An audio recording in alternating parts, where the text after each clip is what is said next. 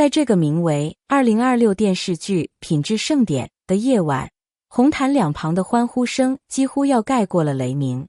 肖战站在后台的阴影里，低头整理着西装的袖扣，他的指尖微微有些凉，那是属于夜晚的温度。而在红毯外那层层叠叠的人群中，林婉正撑着一把透明的雨伞，鞋尖早已被雨水打湿。他手里紧紧握着一台有些旧的长焦相机，那是10年前他在星光大赏第一次拿奖时，他省吃俭用买下的。镜头里的他比10年前更沉稳了，岁月在他脸上留下的不是沧桑，而是一种温润如玉的力量。战战，看这里。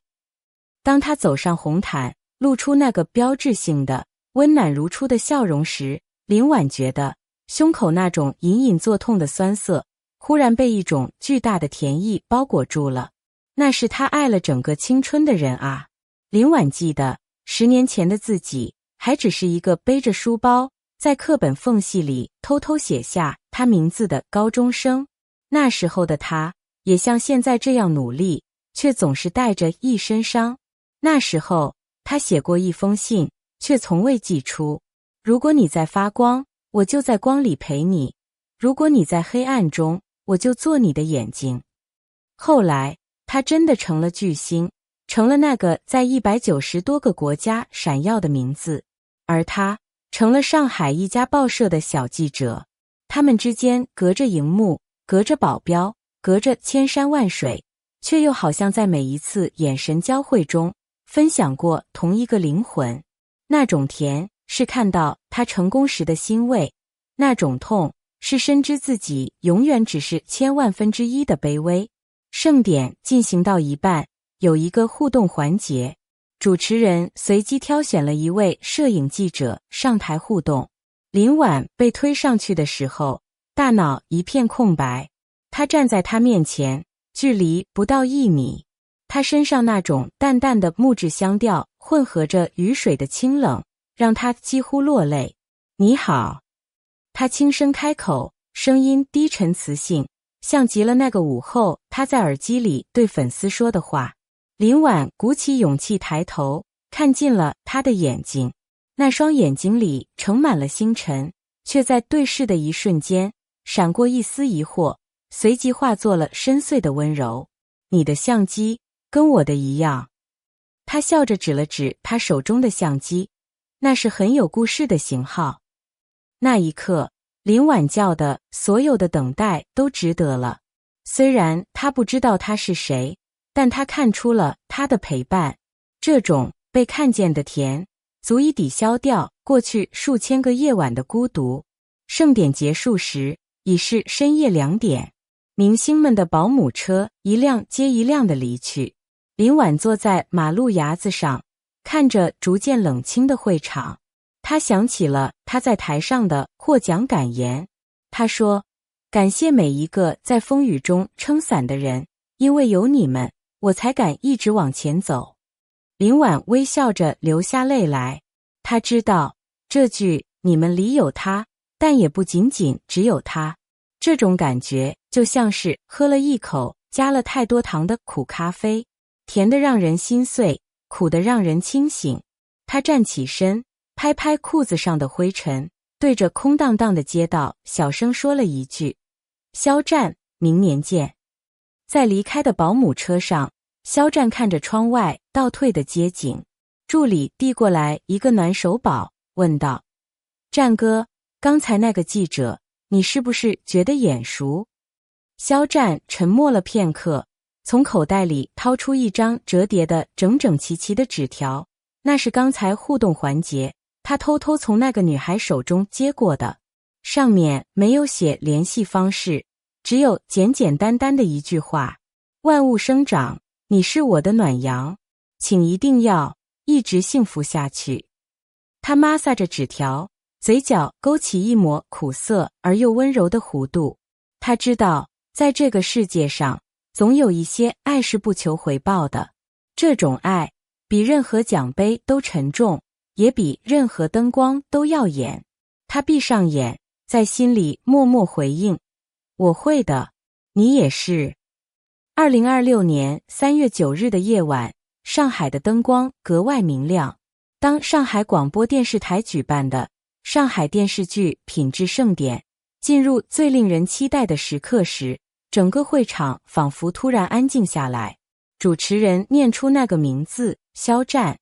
当年度品质之星这一重量级奖项最终落在他身上时，现场并没有瞬间爆发出喧闹的欢呼，更多人注意到的是一个细节：肖战站起身的那一刻，他先是微微低头，然后轻轻呼出一口气，仿佛在整理自己的情绪。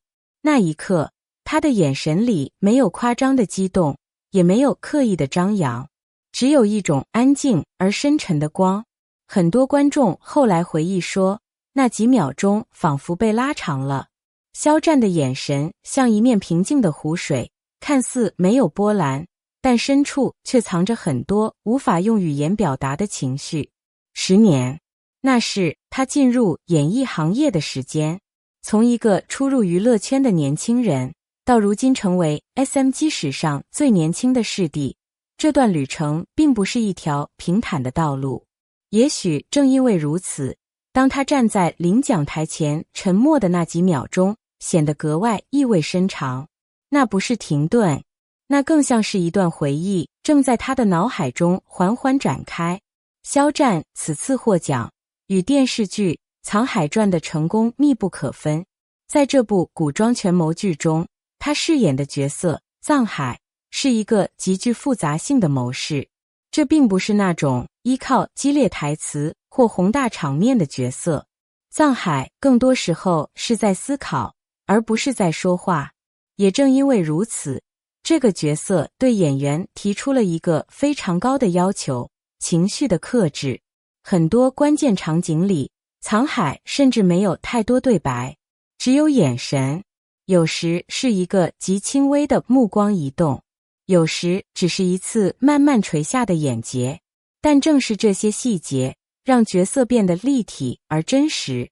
在剧中一场经典场景里，藏海站在朝堂之上，面对权力与阴谋交织的局面，他没有立刻说话。镜头缓缓推进，观众看到的是他的眼睛，那双眼睛先是冷静，然后闪过一丝迟疑，接着又恢复成一种深不可测的平静。短短几秒钟，角色的内心世界却仿佛被完整呈现。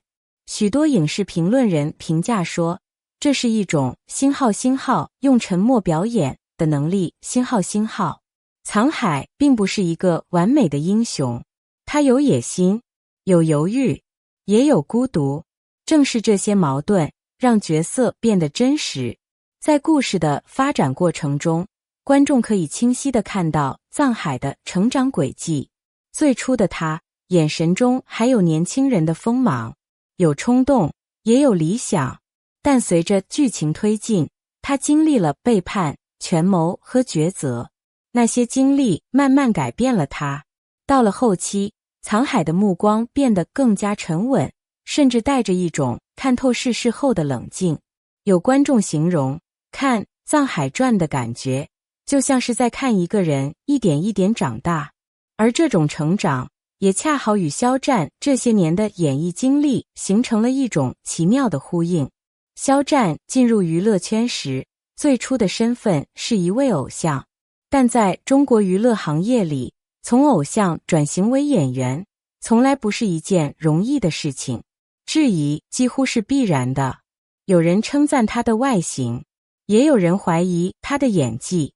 在那些声音中，他并没有急于反驳，很多时候，他只是继续拍戏，继续学习，继续尝试不同的角色。随着时间推移，观众开始慢慢发现，他的表演越来越成熟。